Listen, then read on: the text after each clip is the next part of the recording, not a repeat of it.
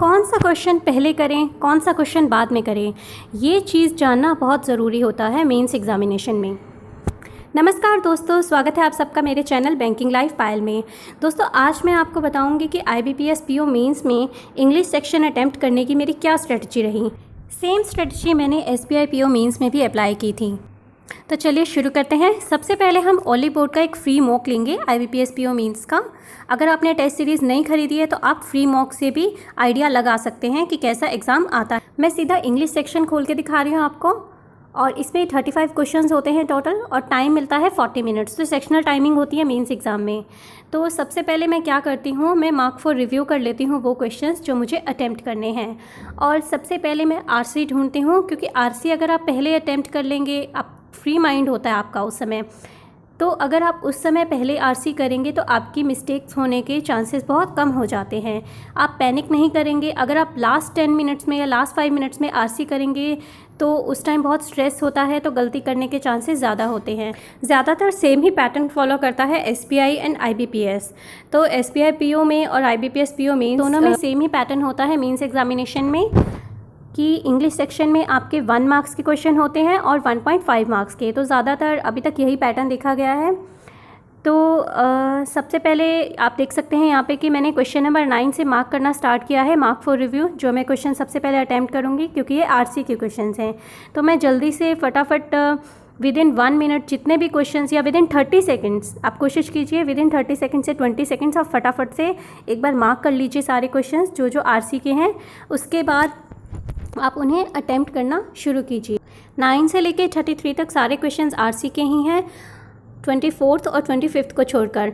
RC कैसे solve करते हैं, रीडिंग कॉम्प्रिहेंशन कैसे सॉल्व करते हैं, उसके ऊपर मैंने एक वीडियो बनाया है और उसका लिंक मैं डिस्क्रिप्शन में डाल दूँगी। आप वहाँ से जाकर एक बार वीडियो को ज़रूर देखिए ताकि आपको मेरी स्ट्रेटजी पता लग सके RC सॉल्व करने की।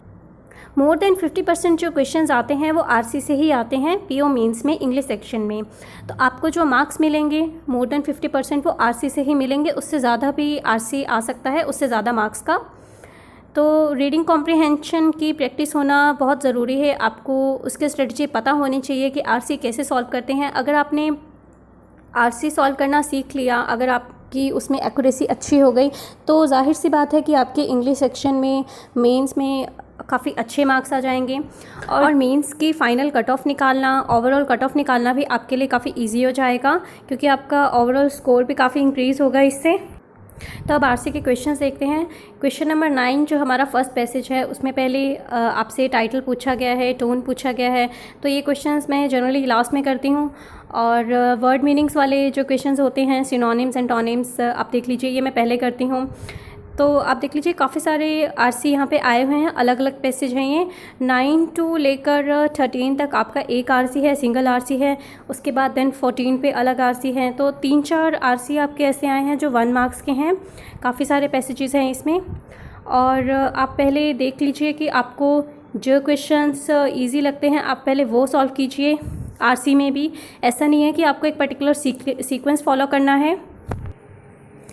क्वेश्चन का आंसर अटैम्प्ट करने से पहले, सिलेक्ट करने से पहले आप एक बार ऑप्शंस देख लीजिए। कई बार ऑप्शंस की हेल्प से ही आपको पता लग जाता है कि करेक्ट आंसर क्या होगा। अगर आपसे ये पूछी जाए कि पैराग्राफ की टोन क्या है, तो वो क्वेश्चंस आप तभी अटैम्प्ट कीजिए, तभी उनका आंसर मार्क कीजिए अगर आप बिल्कुल श्योर हैं, क्योंकि काफ़ी कंफ्यूजिंग हो जाता है। कई ऑप्शंस ऐसे आ जाते हैं जो काफ़ी मिलते जुलते हैं, तो उस चीज़ का ध्यान रखिए। तो ये 23 तक हमारे जितने भी क्वेश्चंस थे, यहाँ पे ये 1 मार्क्स के थे RC। इसके बाद जो क्वेश्चन नंबर 26 है, यहाँ पे आप देख सकते हैं ये 1.5 मार्क्स के हैं। तो इनका लेवल ऑफ डिफ़िकल्टी थोड़ा सा हाई होगा 1 मार्क से। 40 मिनट्स का टाइम होता है, तो मैं कोशिश करती हूँ कि विदिन फर्स्ट 20 मिनट में सारे RC के क्वेश्चन सॉल्व कर लूँ। ये मैं मिनिमम टाइम लगा के चल रही हूँ। मैं कोशिश करती हूँ कि इसमें हो जाए। अगर नहीं होता तो 4-5 मिनट ऊपर भी हो जाते हैं कई बार, बट कोशिश यही करती हूँ कि विदिन फर्स्ट 20 मिनट्स में सारे RC के क्वेश्चंस कंप्लीट कर लूँ। उसके बाद मैं बाकी के ईजी क्वेश्चंस करती हूँ। अब जैसे ये सेंटेंस रीअरेंजमेंट का क्वेश्चन आया है, क्वेश्चन नंबर 4 से, तो मैं इसको मार्क नहीं करूँगी, इसको मैं लास्ट में करूँगी। मैंने फर्स्ट 3 क्वेश्चंस मार्क कर लिए जो इजी हैं। और इसके बाद बाकी के जो क्वेश्चंस है, जैसे ये क्वेश्चन नंबर 34 और ये 35 है, ये भी मैं पहले करूँगी सेंटेंस रीअरेंजमेंट से पहले। और क्वेश्चन नंबर 4 ये जो सेंटेंस रीअरेंजमेंट के क्वेश्चन है पैरा जंबल वाले, ये मैं सबसे लास्ट में इसलिए करती हूँ क्योंकि इसमें मेरी एक्यूरेसी कई बार इतनी अच्छी नहीं रहती, तो इन्हें मुझे थोड़ा सा एक्स्ट्रा टाइम देना पड़ता है। अगर मैं जल्दबाजी में करती हूँ तो ये गलत हो जाते हैं, तो कोई भी गलती ना हो इसलिए मैं इनको लास्ट में करती हूँ। तो ये थी मेरी स्ट्रेटजी इंग्लिश सेक्शन अटैम्प्ट करने की पीओ मेंस एग्जामिनेशन में। मिलते हैं अगली वीडियो में। Now we will talk in English. Which question to attempt first and which question to attempt last? It is very important to know this in IBPS PO Means or SBI PO Means examination. Hi guys, I am Payal here and welcome to our channel Banking Life Payal. Friends, today I will show you how to attempt English section in PO Means examination to get 30 plus marks in this section. It's my personal strategy which I usually follow in both mains examination of SBI PO and mains examination of IBPS PO. So guys, the pattern is also same in both SBI PO mains and IBPS PO mains because two types of questions are generally asked in both. One is of 1 marks and other is of 1.5 marks. There are total 35 questions which needs to be attempted within 40 minutes. So there is sectional timing is PO mains examination. So first of all, what I'm going to do, I'm going to mark those questions which are of RC, which are of reading comprehension, because I'm going to first attempt the reading comprehension questions. Generally 50% of the exam is from reading comprehension only, and also the more than 60% marks are from reading comprehension. So it's very important to know how to attempt reading comprehension. I have also made a video on how to attempt reading comprehension for PO pre and mains examination. Generally the pattern is same. So I will share the link of that video in description box. You can see from there. Try to mark all the RC questions within first 30 seconds. So as you can see from question number 9 to 33, all these questions are of RC except 24th and 25th. Question number 9 to 23 are of 1 marks, and question number 26 to 33 are of 1.5 marks. So first I'm gonna attempt those questions which are of more marks, that is of 1.5 marks. It becomes very important to attempt the RC question first, because you are not in panic mode in the beginning, just like in the end. Unlike at the end, when you are in a panic or when you are in stress that the time is going to finish up. So you should always attempt RC first, okay, not at the end. Pattern of attempting the 1 marks RC question and 1.5 marks RC question is same.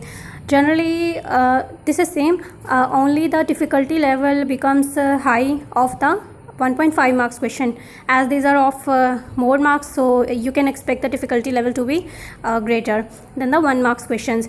So when you first attempt the 1.5 marks question, try to also see the options.